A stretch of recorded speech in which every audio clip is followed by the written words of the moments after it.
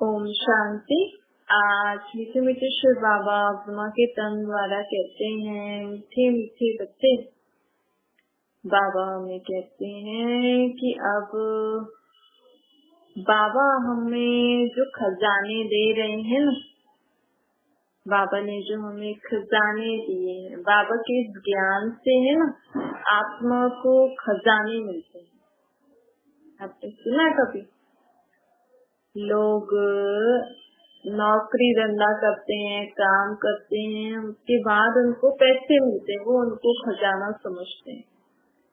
धन संपत्ति गोल्ड आदि सबको सोचते हैं ये हमारा खजाना है, लेकिन वो तो हो गया स्थूल। शरीर को लिए खिलाना पिलाना, खरीदना, रहने आने घूमने आदि के लिए वो आप उनका यूज करते हैं, लेकिन आत्मा का खजाना परमात्मा देता है।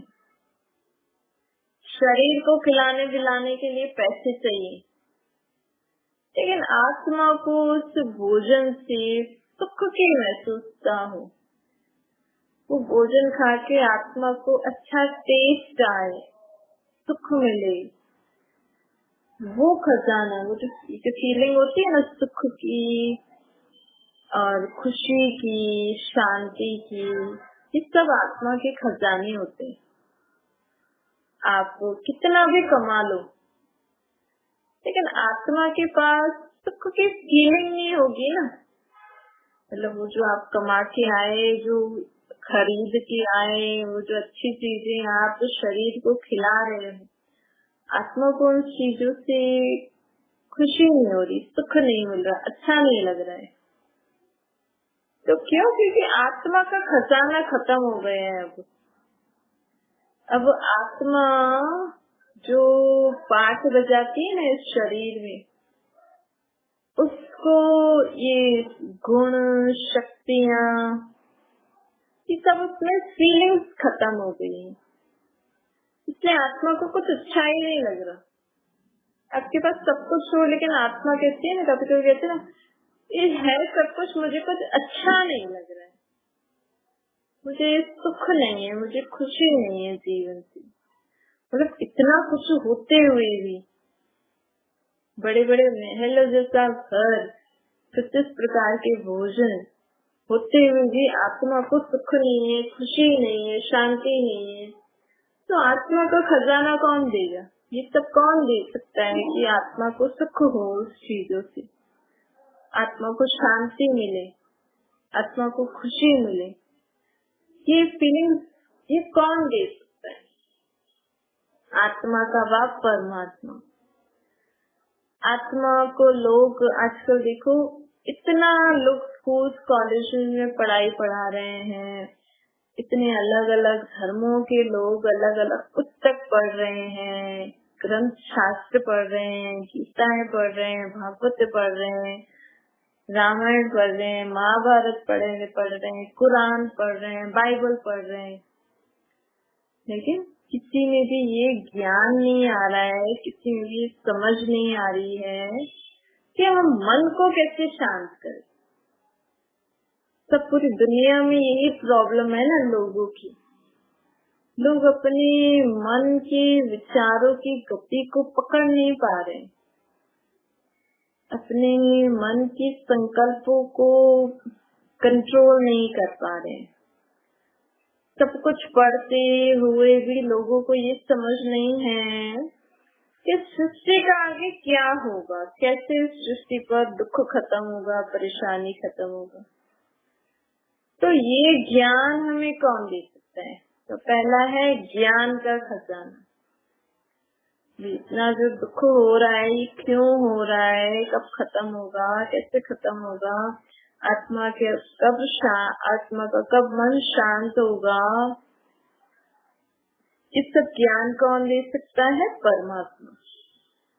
तो परमात्मा अभी हमें ज्ञान का खजाना दे रहे हैं। तो ज्ञान के खजाने को प्राप्त करके ना आत्मा को सुख शांति मिलता है। जब हमारे मन में काफी प्रकार के प्रश्न होते हैं, जब हमारी आत्मा में विकर्मों का बोझा होता है, पिछले जन्मों के पाप कर्मों का बोझा होता है, या इस जन्म में भी हम पाप करके धन कमा के बड़े बड़े महल बना के रहें, लेकिन वो जो पाप का बोझा है ना, वो आत्मा को उन चीजों से सुख की वासना, सुख की फीलिंग लेने नहीं देता है, उसके जीवन में खुशी नहीं रहती। तभी तो है ना, आजकल ये लोग ठगी करके कुछ भी कमा रहे हैं, कर रहे हैं, झूठ पाप करके। लोगों के लिए है, उनके पास पैसा है, लेकिन उन्होंने जो झूठ पाप करके जो कमाया है ना, क्योंकि बाबा कहते हैं इस दुनिया में कोई भी ईमानदारी से कमा नहीं सकता है।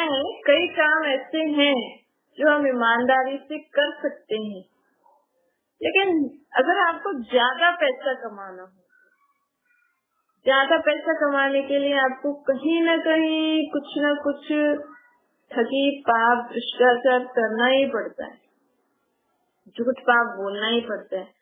बाकी तो नॉर्मल लाइफ तो आप अच्छे से जी सकते हो।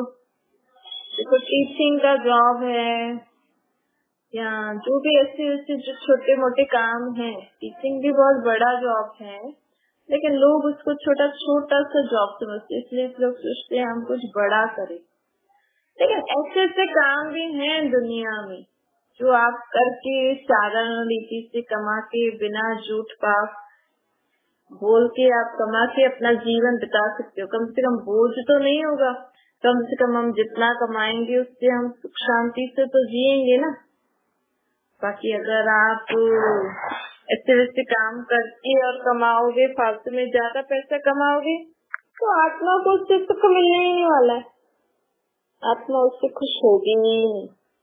इसलिए बाबा कहते हैं ये ज्ञान का खजाना मैं ही आकर तुम्हें देता हूँ, जिससे आत्मा व्यर्थ संकल्प, विकारों वाले संकल्प, विक्रमों से मुक्त हो जाती है।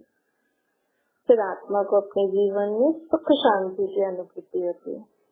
बाबा हमें ज्ञान देते हैं कि आप आत्मा, मैं परमात्मा। आत्मा जब परमात्मा को याद करती है तो उसके पाप कर्मों का बोझा भी खत्म होता जाता है। हम बाबा को याद कर रहे हैं, हम आत्माओं के सिर से पापों का बोझा खत्म हो रहा है या नहीं हो रहा, उसकी निशानी क्या होगी? हमारे जीवन में खुशी बढ़ती जाती है। बाबा को आप जितना याद करोगे ना, तो हमारी आत्मा में जितने पाप का बोझा खत्म होता जाएगा, हमारे जीवन में खुशी बढ़ती जाएगी। हमारी आत्मा जब अपने बाप से मिलती है ना बहुत समय के बाद, तो उसको बहुत खुशी होती है। तो इसलिए बाबा को याद करने से, बाबा के ज्ञान से हमें खुशी का खजाना भी मिलता है। बाबा हमें ज्ञान का खजाना देते हैं, खुशी का खजाना देते हैं, शक्तियों का खजाना देते हैं। आप चेक करो कि क्या मेरे जीवन में शक्तियाँ आई हैं, मुझे आत्मा में, कि पहले जैसे हम घड़ी घड़ी घबरा जाते थे, डर जाते थे, समझ नहीं आता था क्या करें क्या नहीं, किसी को परख नहीं सकते थे, निर्णय नहीं कर सकते थे, सहन नहीं कर सकते थे। इस वजह से हम और भी बहुत सारी शक्तियाँ होती हैं, पर हम जैसे जैसे बाबा को याद करते हैं तो हमारी आत्मा में शक्तियाँ भी बढ़ती जाती हैं, जिससे हमारी आत्मा सृष्टि पर पार कर जाते हुए कोई भी परिस्थिति आती है ना, तो उससे सहज ही पार हो जाती है। तो आप ये भी चेक कर सकते हो कि बाबा को याद करने के बाद मेरे में शक्तियाँ आई हैं, मैं आत्मा शक्तिशाली बनी हूँ, क्या अभी तक कमजोर हूँ? कोई कमजोर आत्मा भी होती है ना, छोटी छोटी बातें घबरा जाती, छोटी छोटी बात में टेंशन लेने लग जाते हैं। फिर बाबा को याद करने से, बाबा के ज्ञान के खजानों को धारण कर हमारे अंदर गुणों का खजाना भी आता है। हम अपने कर्मों द्वारा औरों को गुणों का दान करने लग जाते हैं। गुण अर्थात जो हमारे किसी कर्म द्वारा कोई कुछ सीखता है, मतलब आप अपने कर्म द्वारा गुणों का दान कर रहे हो, जैसे हर्षित रहना, निर्भय रहना और नम्रता से चलना, पवित्र रहना, ये सब आपसे अगर कोई सीख रहा है, आपको खुश देख के वो लोग भी खुशी का अनुभव करते हैं, सीखते हैं कि देखो इनके जीवन में इतनी प्रॉब्लम्स है फिर भी खुश रहते हैं, हर्षित रहते हैं, इनका चेहरा सदा हर्षित रहता है, अंदर बाहर, मन से भी मुख से भी। तो मतलब हम उनको अब गुणों का दान कर रहे हैं। ऐसा हुआ है बाबा को याद करने के बाद लोग आपको कभी बोलते हैं कि आप में परिवर्तन आया, आपसे हमने ये सीखा, ये सीखा, ये सीखा। पहले भी सीखते होंगे, लेकिन बाबा के ज्ञान का मनन चिंतन करने के बाद, बाबा को याद करने के बाद आत्मा में बहुत सारे गुणों की धारणा होती जाती है। तो वो आत्मा के कर्मों द्वारा और लोग सीखते हैं।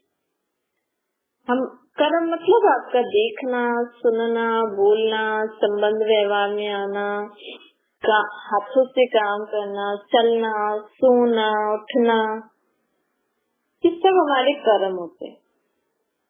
तो आपके कर्मों द्वारा गुणों का दान होता है, तो मतलब हमारे अंदर बाबा गुणों का खजाना भी भर रहे हैं। बाबा तो भरते ही रहते हैं, लेकिन जब तक हम उसको जीवन में नहीं लाए, अनुभव न करें, यूज न करें, तब तक वो खजाना अपना नहीं होता। बाबा को तो जिस दिन आपने बोला मैं आत्मा, ये मेरे बाबा, उस दिन बाबा ने आपको सब खजाने दे दी।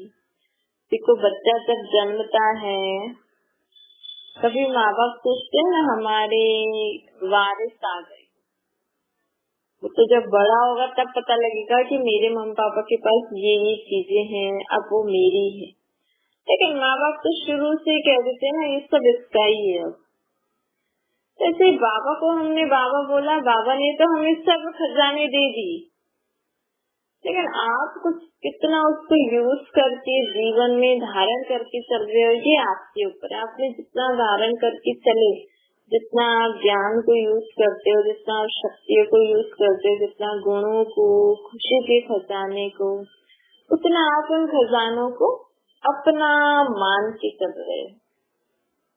तो बाबा को याद करने से हम जब लोगों से मिलते हैं ना, जैसे जैसे हम बाबा का ज्ञान सुनते हैं, याद करते हैं, तो हमारे, क्योंकि बाबा हमें सिखाते हैं ना सबके लिए अच्छा सोचो, तो हमारे संबंध संपर्क से भी, हमारे कर्म द्वारा भी लोगों को दुआएं मिलती है, और हमारे कर्म भी ऐसे हो जाते हैं कि लोग हमें दुआएं देते, क्योंकि बाबा हमें कहते हैं सबको आत्मा आत्मा देखो, सब हमारे भाई हैं।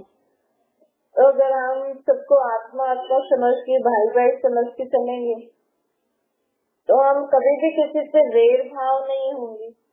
अगर कोई हमारे पर क्रोध भी करेगा, तो उस समय भी हमें बाबा ने क्या शिक्षा दी है कि उसको शांति का दान दो। आप मन और मुख से शांत रहो, आप उसके लिए दुआ करो कि वो आत्मा शांत हो जाए, वो आत्मा क्रोध के भूत से मुक्त हो जाए।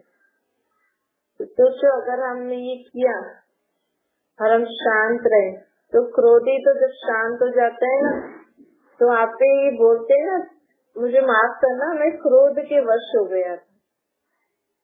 तो वो और ही आपके लिए अच्छा सोचेंगे ना, आपको दुआएं देंगे ना कि देखो मैंने इसको इतना बुरा भला बोला और ये शांत रहा, मेरी से गलती हो गई, आप तो बहुत अच्छे हो, आप तो ऐसे हो ऐसे हो। तो ये जो बातें होती है ना, फिर हमें अपने संबंध संपर्क से भी हमारे कर्म ऐसे अच्छे हो जाते हैं कि लोग हमें दुआएं देते हैं, हमें भी औरों को दुआएं देनी चाहिए। तो एक दुआओं का खजाना ऐसा खजाना है बाबा कहते हैं आप कुछ भी नहीं करो, लेकिन सुबह से रात तक ऐसे कर्म करो जो आपको दुआएं मिले। उससे क्या होता है, हमारे बिगड़े हुए काम जल्दी ठीक हो जाते हैं, बीमारियां जल्दी ठीक हो जाती हैं। दुआएं एक रॉकेट का काम करती हैं। जिसके पास दुआएं होती है ना, तो उसके काम जल्दी बन जाते हैं। वो जल्दी जल्दी विघ्नों को, परिस्थितियों को पार कर आगे बढ़ता जाता है। पर हमें मेहनत करनी है। कभी कभी लोग बोलते हैं कि भगवान को मैं इतने रुपए का प्रसाद चढ़ाऊंगी या चढ़ाऊंगा, मेरे इतने मार्क्स आ गए। फिर अगर वो पढ़ाई नहीं करेंगे तो कहाँ से आएगा? आप प्रार्थना करो, लेकिन साथ साथ पढ़ाई भी करो, अपनी मेहनत भी करो, तो वो फिर मदद भी मिलती है। बाबा कहते हैं ना, भावना की जो बोलता है उसको मैं मदद करता हूँ। ऐसे ही बाबा कहते हैं दुआएं भी आपको बहुत आगे बढ़ा सकती हैं। आपके पास दुआएं का खाता है, लेकिन आप जब तक मेहनत नहीं करोगे, कुछ कर्म नहीं करोगे, तो उन दुआओं के खजाने को कैसे कार्य में लगाओगे? इसीलिए काम हमें करना है, सबकी दुआएं लेनी है, सबको दुआएं देनी है। तो जो हम काम करते हैं ना, उसमें वो दुआओं का खजाना काम आ जाता है और वो काम जल्दी हो जाता है। आज देखो दुनिया में बोलते हैं ना कि ये बुरे लोगों के साथ अच्छा क्यों हो रहा है? क्यों? क्योंकि उनके किसी जन्म में या इस जन्म में उन्होंने कई अच्छे काम भी किए हुए हैं, तो उनको कई आत्माओं की अच्छी दुआएं मिली हुई हैं और उनकी आत्मा अभी आई हुई है। तो उनकी आत्मा ने इससे पाप कर्म नहीं किए, तो उनकी आत्मा में शक्ति होती है। तो लेकिन वो आत्मा गलत काम में यूज कर रही है। मतलब उनके पास शक्ति है, दुआएं हैं, लेकिन अगर वो दुआएं तो काम में आएंगी ही, तो आप सही काम के लिए यूज करो या गलत काम के लिए। आत्मा में एनर्जी है। समझो मशीन लाइट आ रही है, अब मशीन को आप सही काम के लिए यूज करो या गलत काम के लिए यूज करो, मशीन थोड़ी देखेगी ये सब। ये तो मनुष्य आत्मा को देखना चाहिए ना, मैं मशीन को ठीक काम के लिए यूज कर रहा हूँ या गलत काम के लिए। ऐसे ही आत्मा में शक्ति तो है, आत्मा पावरफुल है, लेकिन आत्मा अपनी पावर को गलत काम के लिए यूज कर रही है या सही काम के लिए यूज कर रही है। तो गलत काम के लिए लोग यूज करती हैं, तो लोग सोचते हैं कि देखो गलत काम कर रहे हैं तो भी इनके साथ अच्छा हो रहा है, क्योंकि उनके पास शक्ति है इतनी कि वो गलत काम भी कर रहे हैं और उनको एहसास भी नहीं हो रहा है। तो जब तक उनकी आत्मा में वो शक्ति खत्म नहीं होगी, देखो एक ऐसे सीरियल भी दिखाते हैं ना कि किसी ने उसको वरदान दिया और वो उस वरदान से गलत काम कर रहे थे, और जब तक फिर लोग बोलते हैं ब्रह्मा के पास गए, विष्णु के पास गए, भगवान के पास गए, भगवान भी बोलता है मैं क्या करूं, उसको वरदान दिया हुआ है, जब तक उसका समय पूरा हो तब तक सहन करना पड़ेगा। ऐसे ऐसे सीरियल्स बना देते हैं। ऐसे कोई, ये अभी की बात है, ये अभी की बात है, ये कोई सत्य त्रेता की बातें नहीं है, या ऐसे कोई जो भी दुनिया में लोग समझते हैं ऐसे ब्रह्मा जी भी ऐसे, विष्णु जी भी ऐसे। ये आत्मा अच्छी कर्म करती है तो उसको ऑटोमेटिकली उसकी आत्मा में फल मिल जाता है उसको। अब वो आत्मा उसको गलत काम के लिए यूज कर रही है, अब जब तक उसकी शक्ति खत्म हो तब तक आपको सहन करना ही पड़ेगा, चुपचाप रहना ही पड़ेगा, नहीं तो फिर आपका भी घाटा पड़ जाएगा।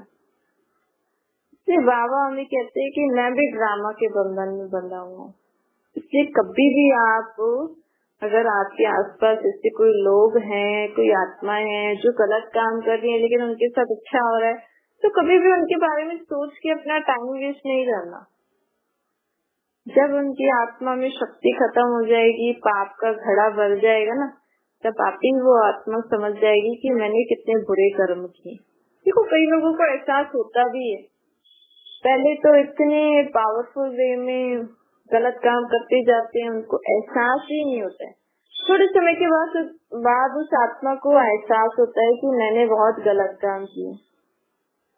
क्यों? क्योंकि वो उस समय अज्ञान के अंधेरे में थी, पावरफुल शक्तियाँ वो उनको गलत काम में ला रही थी, उसको समझ ही नहीं थी। इसलिए हमें उनके लिए क्या करनी चाहिए? दुआ करनी चाहिए। ऐसा नहीं सोचो कि उसके पास शक्तियाँ हैं, वो इतना अच्छा कर रहा है, गलत कर रहा है फिर भी अच्छा हो रहा है। आप समझ जाओ उसको दुआओं की जरूरत है ताकि वो समझ जाए कि वो अपनी शक्तियों को गलत काम में यूज न करे। तो बाबा कहते हैं कि दुआएं रॉकेट का काम करती हैं। तो हम जिसके पास ये दुआएं होती है ना, वो जीवन में बहुत आगे जा सकती है। लेकिन ध्यान रखना कि हमें सही रास्ते में आगे जाना है, गलत रास्ते में नहीं जाना है। तो ऐसे करके परमात्मा जो हमें खजाने देते हैं, अगर हम उन्हें जीवन में धारण करके चलेंगे तो कभी भी जीवन में हलचल में नहीं आएंगे। अगर हमारे पास सर्व खजानों से हम भरपूर होते जाएंगे ना, तो हम जीवन में कभी भी हलचल में नहीं आएंगे। तो चेक करते जाओ कि बाबा का ज्ञान सुनने के बाद, बाबा को याद करने के बाद मेरे में ज्ञान का खजाना कितना आया है, गुणों का खजाना कितना आया है, शक्तियों का खजाना कितना आया है, और खुशी का खजाना कितना आया है, दुआओं का खजाना कितना आया है। अच्छा, दुआओं का खजाना कैसे आएगा? अच्छा कर्म करके। अच्छा, मीठी मीठी शुक्रिया बच्चों प्रति माता पिता बाप दादा का याद प्यार और गुड मॉर्निंग। रूहानी बाप की हम सभी रूहानी बच्चों को नमस्ते। हमारी भी रूहानी माता पिता बाप दादा को याद प्यार गुड मॉर्निंग और नमस्ते। वरदान है साधनों के वशीभूत होने के बजाय उन्हें यूज करने वाले मास्टर क्रिएटर बने। बाबा कहते हैं साइंस के साधन जो आप लोग के काम आ रहे हैं, ड्रामा अनुसार वो अभी ही बने, पहले थे ये सब।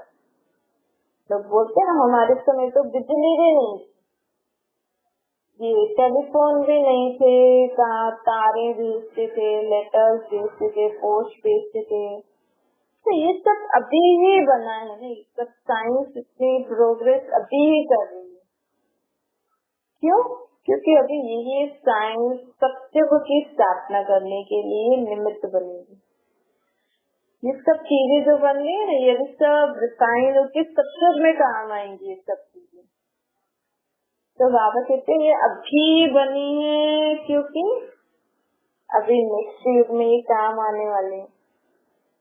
तो साधन यूज करते हुए उनके वश नहीं होना। कभी कोई साधन हमें अपनी तरफ खींचे न, क्योंकि ये सब चीज हमें सत्युग में मिलेंगी, लेकिन वहाँ पे सिर्फ सुख के लिए मिलेंगी, इनसे दुख नहीं होगा। तो अभी हमें इनको यूज करना है, लेकिन इनके प्रभाव में नहीं आना है, इनसे अटैच नहीं होना है। अभी हमें बाबा को याद करके अपने अंदर शक्तियाँ भरनी है। आप साधनों को यूज करके बाबा को याद करते हो, बाबा का ज्ञान सुनते हो, अच्छी बात है। लेकिन कभी ये साधन न हो, बंद हो जाए कुछ कारण से, तो आप हलचल में नहीं आओ। अब तब भी बाबा को याद कर सको, तब भी बाबा के जो ज्ञान के पॉइंट्स हैं उनको मनन चिंतन कर सको, ये अपना हमें ध्यान रखना है। ऐसे नहीं कब किसी दिन टीवी नहीं चले, मोबाइल नहीं चले, या जिन भी चीजों से आप बाबा का ज्ञान या और किसी देव देवताओं की याद, भक्ति के भजन कीर्तन सुनते हो, किसी दिन वो नहीं चले तो उस दिन आप याद नहीं करोगे, उस दिन आपका मन नहीं लगेगा। नहीं, साधन न भी हो तब भी हम बाबा को अच्छे से याद कर सके। साधन न हो तब भी हम भगवान को किसी न किसी रूप में, जैसे आप याद करते हो, अगर निराकार रूप में याद करते हो तो अच्छी बात है, लेकिन अगर और किसी रूप में भी याद कर रहे हो तो बिना साधनों के भी हमें हमारी याद अच्छी होनी चाहिए। स्लोगन है, निरंतर योगी बनना है तो हद का मैं और मेरापन को बेहद में परिवर्तन करो। अगर आप चाहते हो मैं सदा बाबा को याद करूं, सदा बाबा मेरे मन में उनकी याद रहे, तो आप सदा सर्व के लिए अच्छा सोचा करो। सबको दुआएं दोगे, सबके लिए अच्छा सोचोगे ना, तो आपको भी भगवान याद करेगा। क्योंकि भगवान को ऐसी आत्माएं चाहिए जो सबके लिए अच्छा सोचे। क्यों? क्योंकि भगवान अकेला कुछ नहीं कर सकता है, उनके पास शक्तियां हैं लेकिन शरीर नहीं है। अगर आप सबके लिए अच्छा सोचने वाली आत्मा हो ना, तो भगवान आपके जरिए सबको शक्ति देते हैं। और अगर आप सोचोगे मेरा और मेरे बच्चों का कल्याण, तो भगवान आपको उतनी शक्ति देंगे बस जिसमें आपको और आपके बच्चों का कल्याण होगा। फिर आपको सदा भगवान की याद मन में नहीं रह सकती है। क्यों? क्योंकि आप अगर सदा भगवान आपके मन में रहे याद, तो आप उनकी सारी शक्तियां तो अपने और परिवार के लिए यूज करोगे, पर परमात्मा तो सबका है, तो सबके लिए अच्छा सोचोगे ना, तो आपके मन में परमात्मा की याद सदा रहेगी। अच्छा, ओम शांति। बाबा को याद करिए।